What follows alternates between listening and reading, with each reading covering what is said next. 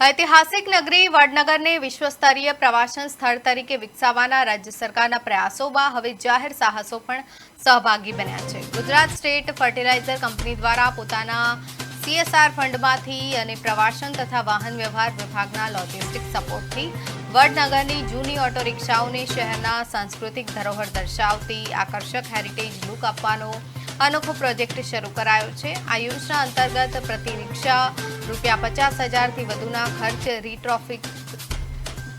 રીટ્રોફિટમેન્ટ કરવામાં આવી રહ્યું છે, જેના પ્રથમ તબક્કામાં 21 રિક્ષાઓનું સફળતાપૂર્વક નવીનીકરણ પૂર્ણ કરી દેવાયું છે।